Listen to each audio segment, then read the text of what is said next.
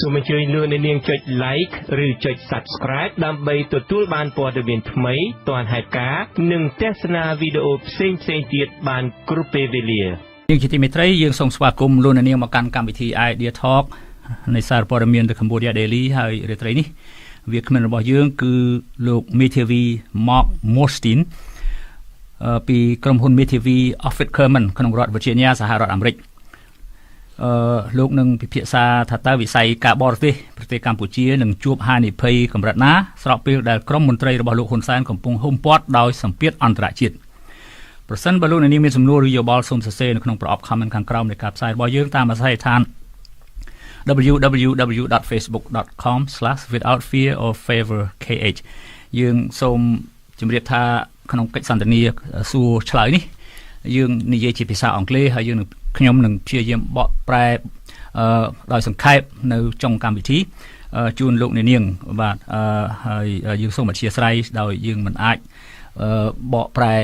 ពីអង់គ្លេសមកភាសាខ្មែរតាន់ពេលវេលានៅក្នុងការសន្ទនានេះបាទ Good morning to you, Mark. Thank you for making the time for us again today. Good morning. How are you? Morning. I'm okay. Good. Good. To see you. Okay. Excuse me. As this country is about to welcome the 46th president this coming January, U.S.-Cambodia relations and Cambodia's relation with other Western nations are the issues I'd like to talk about this morning. In recent years, Cambodian leadership has been blamed for most of human rights violations for endangering freedom and democratic process in the country. The EU voted last August to suspend trade preference in the Everything But Arms EBA scheme. The US tried to follow suit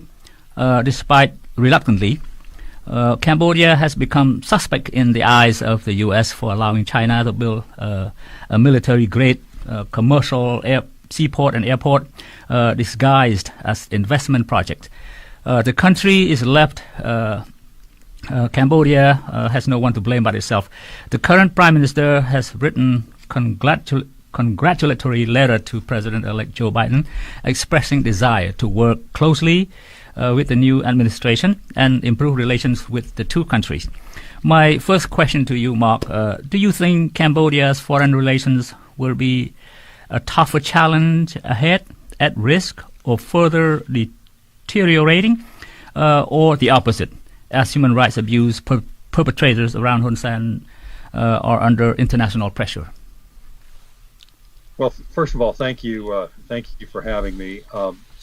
There are the question you're asking is really a major question. It's really the balance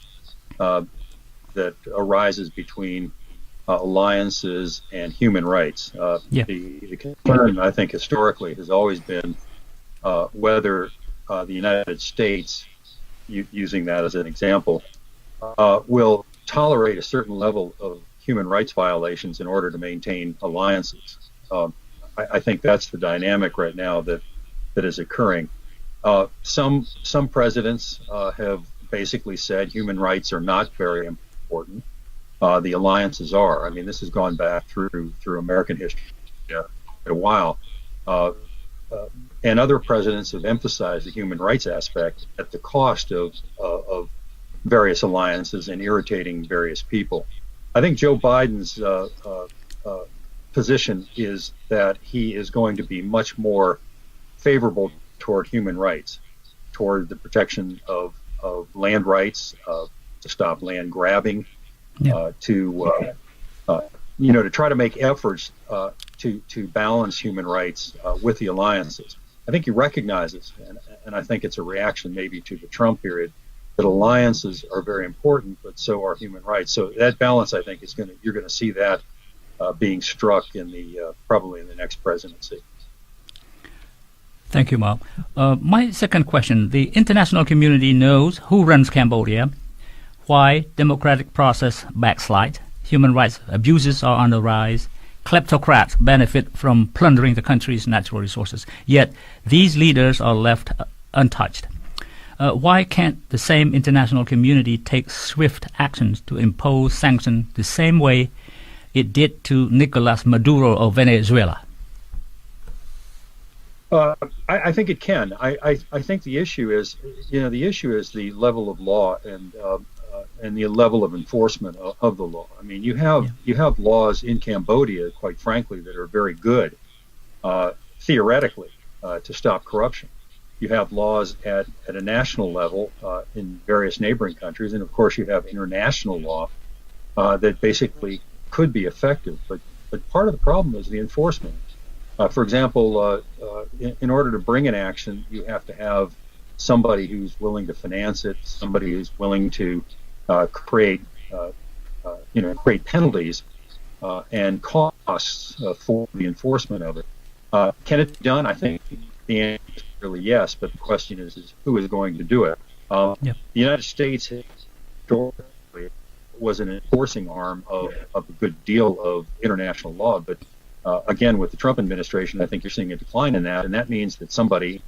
has to fill that vacuum. Is it the UN? Is it the is it the EU? Is it CETO? I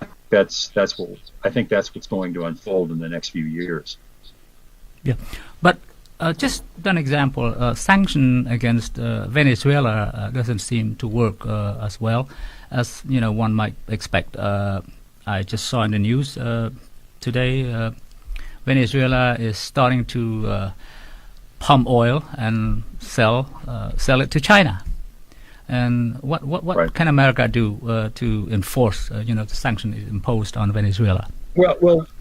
a few things are going on. I mean, and I think in terms of the detailed sanctions aspect of it, I think one of the things that I think that's being discussed now is the Magnitsky Act. Yeah. The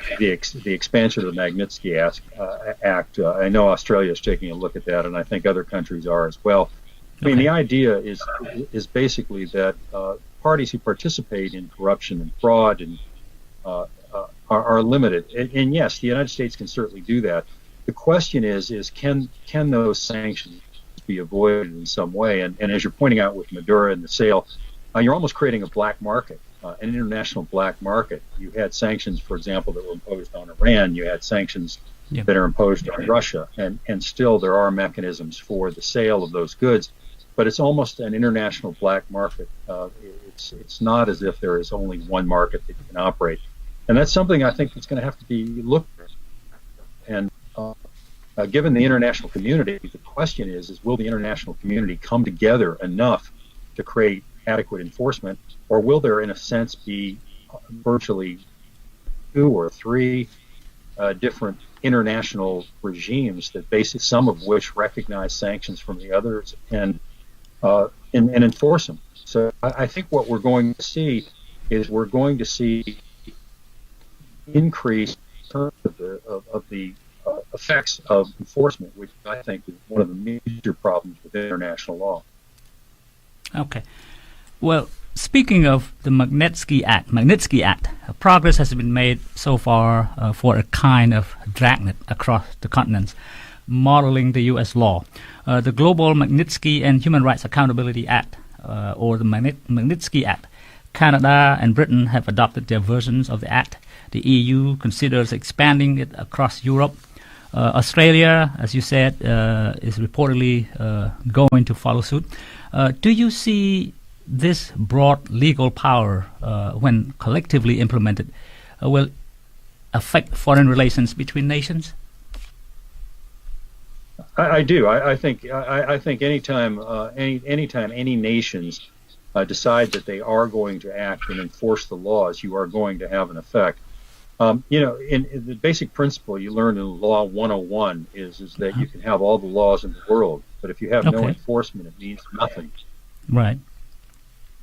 So I think it's absolutely essential that enforcement occurs, and I think countries are recognizing that if you do not have a strong global enforcement mechanism, either through the UN or through the EU or through the alliances or what have you, the countries are going to have to act somewhat unilaterally and sort of have the courage to step up. When one country does it, others follow. I mean, they're very similar to people in that way.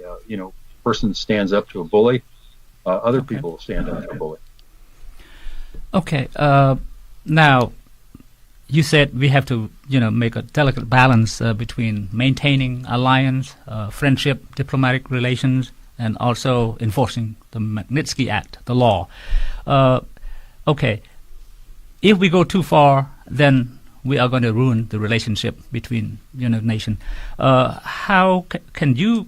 provide some kind of perspective as to how we can deal with this issue, since we have many human rights violation perpetrators of human rights violation all over Cambodia. How are we going to enforce the law, hold them accountable? Well,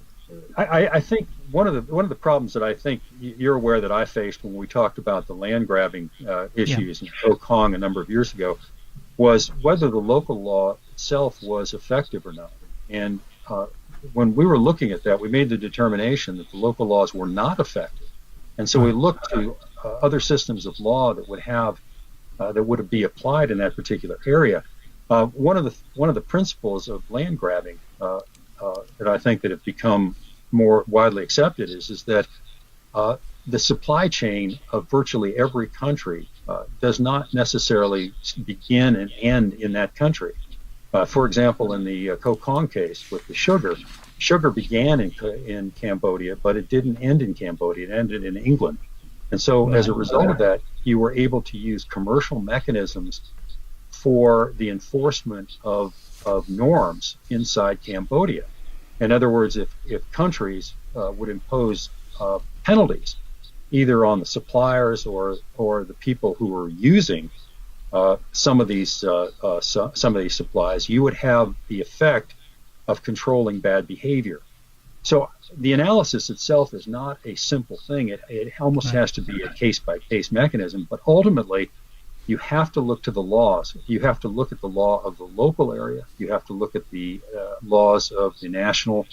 and the community, and then the international laws to make a determination and to balance it, to solve the problems. I don't believe there's one mechanism that will solve all of the problems. I think it's going to require a piecemeal approach with people who are motivated to do right. And I think there is a moral aspect of this that I think people have to accept in order to at least be motivated enough to make the effort. Do you think a country, for example, the United States, can go as far as to sacrifice, shaky alliance with a country like Cambodia in order to restore, democracy, respect for human rights, rule of law? Then re-establish or normalize diplomatic relations. Do you think it's a good idea? I do think it's a good idea for a number of reasons. Essentially, you cannot reward bad actors. You cannot reward people who oppress their own people, who basically deny democracy. For example, the concern that I've always had with Hun Sen in Cambodia is you do not have free elections. And if you do not have free elections, you cannot change the government, you cannot evolve. And as a result of that, it simply encourages violence and harm to people. And as a result of that, the international community has to recognize that democratic countries function better. They have better markets, they have freer markets, they have greater wealth, and they maintain their people better. And so the question is at what point can we sacrifice? And I mean that in the sense of recognizing that there has to be a change. At what point can we sacrifice the alliances of a particular country in order to encourage them to change? And I think that is the goal of, I believe, all free countries. And that is to say, look, if somebody is acting poorly, they need to change. The international community has recognized that in Cambodia. They've recognized it in Venezuela. They've recognized it in Russia, Belarus. It has to occur, and it has to occur in Cambodia to encourage free and fair elections and to allow evolution, free press, free statements to continue. Okay. All right. Applying the act, the Magnitsky Act, President Trump signed Executive Order I believe it's Executive Order EO 13818 in 2018. And since then, the U.S. Treasury and the State Departments have placed a number of Cambodian generals and businessmen under the sanction regime. Do you think President Biden will be much tougher or softer on enforcing the Magnitsky Act?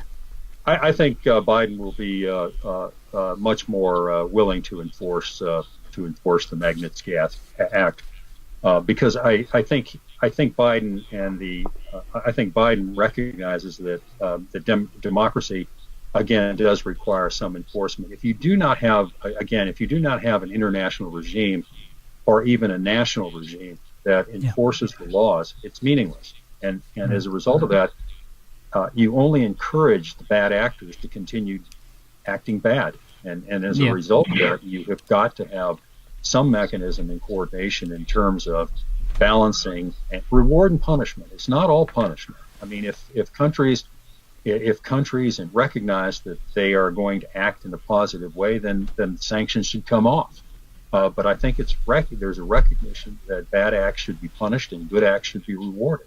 And I think all countries should participate in that. We have a question from our listener and viewer who wants to ask you: do you think Hun Sen will, be discouraged or scared of this Magnitsky Act? I think that Hun Sen is rational. I don't think that Hun Sen is crazy, and I think as a result of that, I think he will understand that again, rewards and punishment are in play here. So to the extent that penalties impair his ability or his country's ability to succeed, I think he'll change his behavior. I think to the extent that he sees that sanctions do not affect him, or that he has an advantage in violating it, I think he will do that. I question the man's personal morality with regard to his own country, because he himself knows almost better than anybody what the country went through in order to create democratic institutions, including the courts, including the Constitution, including the international guarantees, including free elections, all of which seem to have been abrogated by his desire to stay in power. And if that extends to the economics, I think the country is going to face problems in the future. Okay. In the Senate joint Congress passage of the Relief Act, almost $100 million is appropriated to help Cambodia. And now President Trump is not happy. Why American taxpayers' money goes to a country like Cambodia, Burma, or some other countries with corrupt government officials? Do you support President Trump on this particular area, that the money should go to American people first? Well, I think it. I don't think it's an all or nothing. I think it's a nuanced issue. I think the issue is that there has to be a message to Cambodia and to Hun Sen that the United States is willing to participate with Cambodia in maintaining alliances and good relations. But I also think that it makes no sense at all to subsidize bad behavior, as I've mentioned a few times. And I think the message should be given, whether it's given in some categorical way or it's given in some subtle way,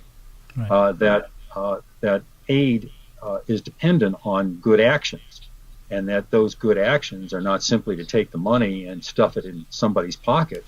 but to make sure that the money gets in the hands of the people who it's intended for. And those people are not the corrupt politicians. It's really the people of Cambodia. So short answer is I don't completely agree with Trump on that issue, but I think that the underlying principle of using American taxpayer money to support a country that basically is corrupt needs to be looked at carefully. Right. I believe there are some conditions attached to that 100, close to $100 million aid package to Cambodia. Another listener and viewer suggested, why can't Cambodia continue to ask China for more money? Why America has to give Cambodia money? What do you think? Well, as I think I've mentioned before, in some of the earlier talks, I mean, China is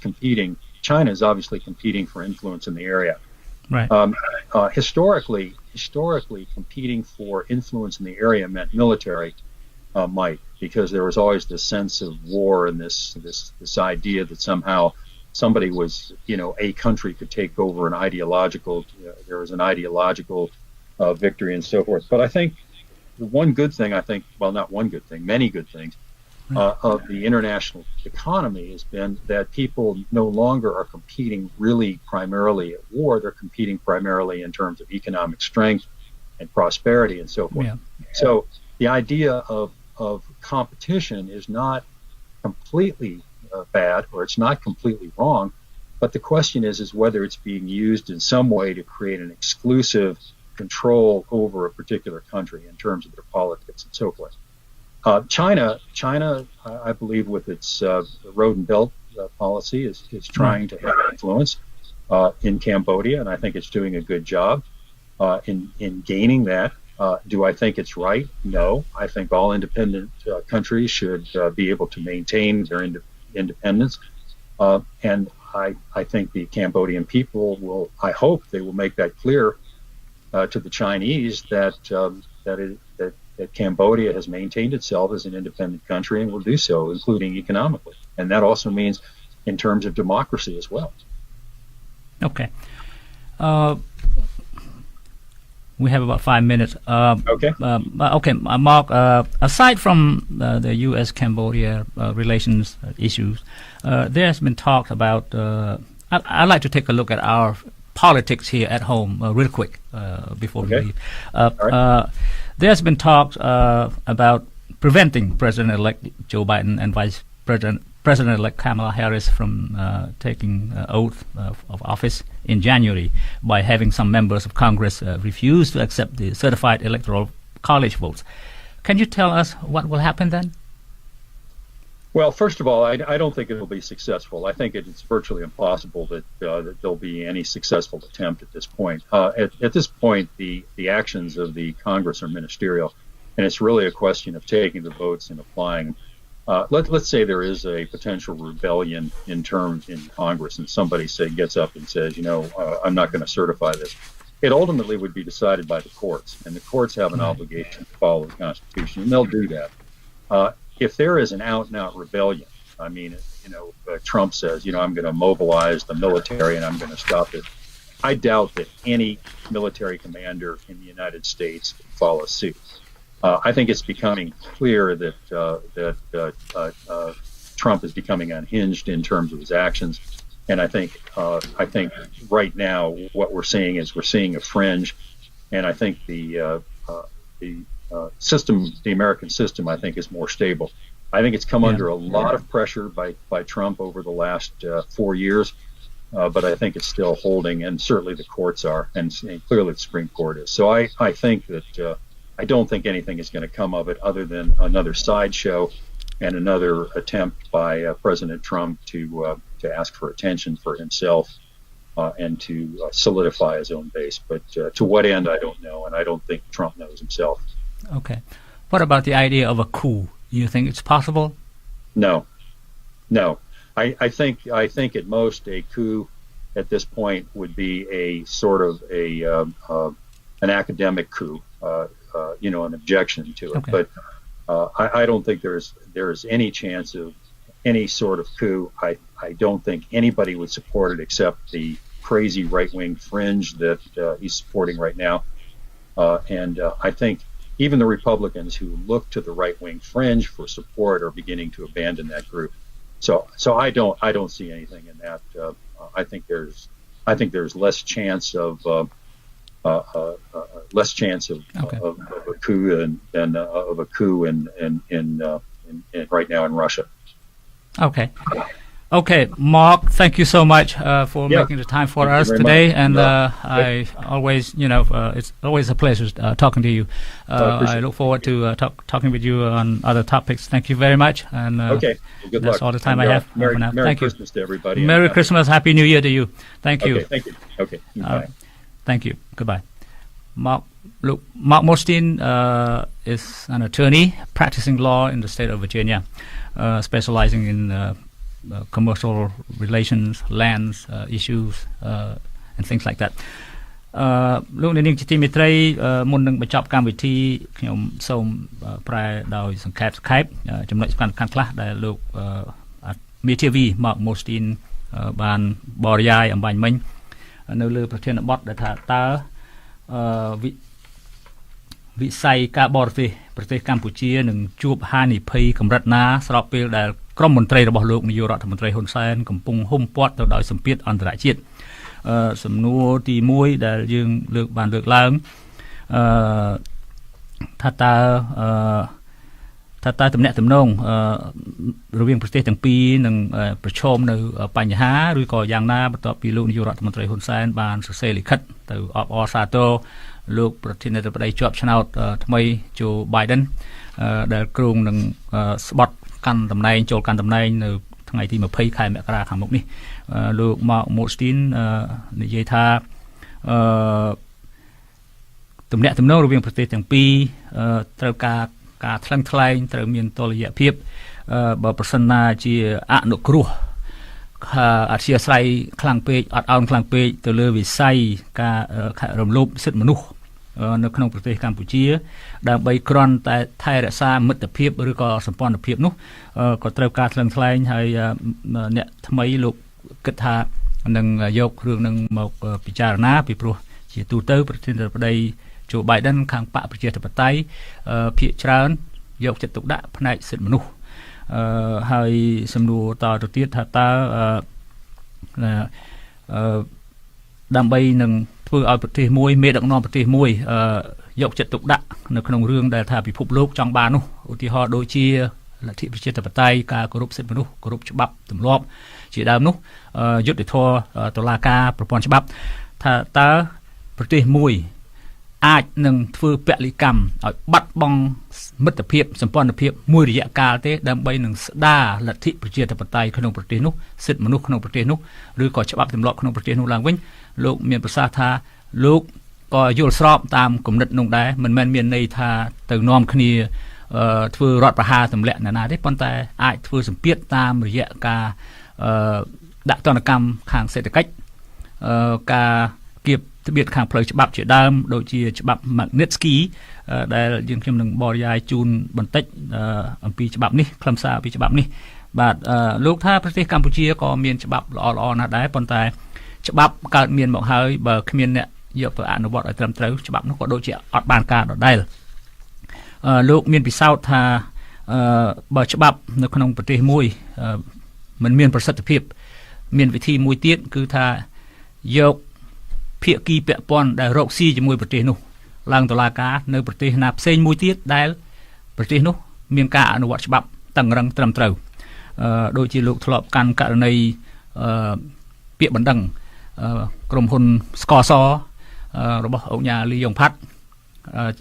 ក្រុមហ៊ុនដំណាំអំពៅនៅខេត្តកោះកុងនៅក្នុងតុលាការប្រទេសអង់គ្លេសលោកបានប្រគល់ភារកិច្ចនោះទៅឲ្យក្រុមមេធាវីដទៃទៀតនៅក្នុងប្រទេសនោះពីព្រោះលោកជៀសវាងការធ្វើដំណើរពីសហរដ្ឋអាមេរិកទៅអង់គ្លេសរៀងរាល់សប្តាហ៍បាទច្បាប់ប្រទេសកម្ពុជាក៏មានដែរស្ដីអំពីការបំបត្តិអំពើពុករលួយក៏ប៉ុន្តែអំពើពុករលួយនៅតែមានការរំលោភសិទ្ធិមនុស្សនៅតែមាននោះមកពីការអនុវត្តច្បាប់នៅក្នុងប្រទេសកម្ពុជាគ្មានប្រសិទ្ធភាពហើយដូច្នេះហើយបានជាថាលោកសង្ឃឹមថាដើម្បីឲ្យមានការអនុវត្តច្បាប់ត្រឹមត្រូវការគោរពសិទ្ធិមនុស្សត្រឹមត្រូវសហគមន៍អន្តរជាតិទាំងមូលគួររួមគ្នាមិនត្រឹមតែប្រទេសណាមួយទេគួររួមគ្នាឲ្យតម្លៃទៅលើយកចិត្តទុកដាក់ទៅលើការគោរពសិទ្ធិមនុស្សនោះការគោរពច្បាប់ការបំបត្តិអំពើពុករលួយបើមិនដូច្នោះទេប្រទេសមួយក៏មិនអាចធ្វើអ្វីបានប្រសិទ្ធភាពតែម្នាក់ឯងនោះដែរបាទច្បាប់ Magnitsky មានប្រទេសមួយចំនួនចាប់ផ្ដើមធ្វើហើយ យកគំរូតាមសហរដ្ឋអាមេរិកហើយសហរដ្ឋអាមេរិកចាប់តាំងពីឆ្នាំ2018មកលោកប្រធានាធិបតី Trump បានចេញបញ្ជាគេហៅថាបញ្ជារបស់ប្រធានាធិបតីនោះ Executive Order នោះដាក់ទណ្ឌកម្មលើនាយទាហាននាយប៉ូលីសនាយ PM មួយចំនួនហើយនឹងក្រុមអ្នកអាជីវករមួយចំនួនដែលមានទំនាក់ទំនងជិតស្និទ្ធជាមួយនឹងថ្នាក់ដឹកនាំជាមួយនឹងមេដឹកនាំហើយដែលគេដឹងថាមានចម្ពាក់ចម្ពិននៅក្នុងរឿងលួចប្លន់សម្បត្តិធម្មជាតិភោគទ្រព្យជាតិមានព្រៃឈើរ៉ែជាដើមហើយនឹងការរឹបអូសដីធ្លីពីប្រជាពលរដ្ឋយកទៅធ្វើអាជីវកម្មរំលោភសិទ្ធិមនុស្សដូច្នេះហើយក្រសួងការបរទេសនិងក្រសួងហិរញ្ញវត្ថុសហរដ្ឋអាមេរិកក៏បានចេញបញ្ញត្តិដល់មន្ត្រីទាំងនោះដូចជាការហាមមិនឲ្យមានទិដ្ឋាការមិនឲ្យទិដ្ឋាការចូលជន់ទឹកដីសហរដ្ឋអាមេរិកជាដើមហើយនឹងស្វែងរកសម្បត្តិទ្រព្យរបស់អ្នកទាំងនោះនៅក្នុងប្រទេសផ្សេងៗបាទហើយចំពោះការឡើងកាន់អំណាចថ្មីឡើងកាន់អំណាចខែក្រោយពីលោកប្រធានាធិបតី Joe Biden នោះសួរថាតើទំនាក់ទំនងរវាងប្រទេសកម្ពុជានិងសហរដ្ឋអាមេរិកនឹងមានភាពល្អប្រសើរឬក៏តឹងតែងឬក៏វាធូរស្រាលឬក៏យ៉ាងណានោះលោកយល់ថាប្រធានាធិបតី Joe Biden ប្រហែលជានឹងធ្វើខុសពីលោកប្រធានាធិបតី Donald Trump ពីព្រោះបកប្រជាធិបតេយ្យដូចជំរាបពីខាងដើមថាតែងតែយកចិត្តទុកដាក់នឹងការនឹងសិទ្ធិមនុស្សបាទនឹងការគោរពសិទ្ធិមនុស្សដូច្នេះសង្ឃឹមថាមានការរឹតបន្តឹងក៏ប៉ុន្តែការរឹតបន្តឹងនោះសួរថានឹងឈានទៅដល់ដំណាក់កាលណានោះយើងមិនទាន់សន្និដ្ឋានបាននៅឡើយទេហើយអាស្រ័យមួយទៀតនោះគឺថាអាស្រ័យនៅលើប្រជាពលរដ្ឋនៅក្នុងប្រទេសនីមួយៗដែរបើប្រជាពលរដ្ឋក្នុងប្រទេសនីមួយៗនោះយល់ថាការទាមទារសិទ្ធិសេរីភាពរបស់ខ្លួនការចង់បានលទ្ធិប្រជាធិបតេយ្យការគោរពច្បាប់គោរពអ្វីផ្សេងៗនៅក្នុងប្រទេសនោះបន្តទាមទារហើយខ្លាំងឡើងទៅក៏ជាកម្លាំងមួយជួយដល់ប្រទេសដទៃដែលគេចង់ជួយយើងនោះមានចិត្តចង់ជួយយើងតទៅទៀតដែរបើថាយើងរស់របៀបយើងស្រួលល្មមសមរម្យហើយបានហើយធូរហើយសន្តិភាពហើយសុខសប្បាយហើយអានឹងក៏គេគិតថាគេក៏មិនអាចទៅធ្វើអ្វីជំនួសយើងបាននោះដែរយ៉ាងច្រើនបានត្រឹមតែដូចថាកាត់បន្ថយជំនួយឬក៏អីប៉ុណ្ណឹងក៏ប៉ុន្តែយើងដឹងហើយថាមួយរយៈកាលមករដ្ឋាភិបាលលោកហ៊ុនសែនបើបាត់ជំនួយពីប្រទេសមួយលោករត់ទៅរកប្រទេសមួយទៀតដើម្បីជួយហើយដូច្នេះហើយបានជាយើងស្ថិតនៅក្នុងរង្វង់ឥទ្ធិពលប្រទេសចិន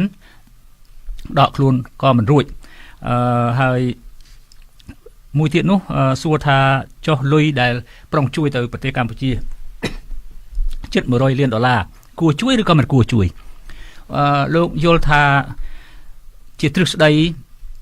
គេមិនអាចទៅនាំគ្នាទៅលួងចិត្តដោយយកលុយឬក៏យករបស់អ្វីមួយទៅឲ្យមនុស្សដែលប្រព្រឹត្តអំពើអាក្រក់ទៅលើប្រជាពលរដ្ឋខ្លួនឯងនោះទេមិនមែនជាការលើកទឹកចិត្តឲ្យមនុស្សនឹងដូរទេក៏ប៉ុន្តែក៏ជាប្រយោជន៍របស់សហរដ្ឋអាមេរិកដែរដែលថាលុយតិចតួចនេះអាចនឹងរក្សាប្រទេសនេះឲ្យយល់ថាអាមេរិកកាំងមិនមែនជាសត្រូវទេអាមេរិកកាំងនៅតែជាមិត្តតែមិត្តក្នុងកម្រិតណានោះគឺថាវាជារឿងមួយដែលត្រូវមើលតទៅមុខទាំងអស់គ្នាតែលោកថាជាការល្អដែរដែលថាលុយជិត$100 លាននោះបើប្រសិនណាជាឲ្យទៅពលរដ្ឋអាមេរិកកាំងវិញក៏ជាការប្រសើរជាងដែរក៏ប៉ុន្តែក៏មិនមែនជារឿងអត់ប្រយោជន៍នោះដែរទោះជាឲ្យទៅប្រទេសកម្ពុជាក្តីហើយយើងដឹងហើយថាជំនួយអាមេរិកកាំងមិនដូចជំនួយប្រទេសចិនកុម្មុយនីសទេគឺតែងតែមានលក្ខខណ្ឌដាក់ភ្ជាប់មកប្រាប់ឲ្យស្រេចថាលុយនឹងត្រូវធ្វើយ៉ាងណាយ៉ាងម៉េចប្រទេសចិនមិនដាក់លក្ខខណ្ឌនៅលើกระดาษទេក៏ប៉ុន្តែទាមទារឲ្យប្រទេសនោះដឹងគុណវិញហើយការដឹងគុណពីប្រទេសកម្ពុជាទៅជំនួយចិននោះគឺយើងបានផ្ដល់ដីសម្បត្តិយើងបានឲ្យកាប់ឈើយើងបានឲ្យរាវរ៉ែជាដើមបាទនេះជាសេចក្តីសង្ខេបដែលយើងបានសន្ទនាជាមួយលោកមកម៉ូស្ទីនប្រមាណជិត30នាទីអំបញ្ញមិញនេះបាទជាចំណុចសំខាន់ដូចជំរាបខាងនេះបាទ យើងខ្ញុំសូមអរគុណលោកអ្នកនាងដែលបានខិតខំចំណាយពេលវេលាតាមដានស្ដាប់និងទស្សនាកម្មវិធីផ្សាយរបស់សារព័ត៌មាន The Cambodia Daily ជាភាសាខ្មែរតាមបណ្ដាញសង្គម Facebook ហើយយើងនឹងវិលមកជួបលោកអ្នកនាងទៀតនៅថ្ងៃស្អែក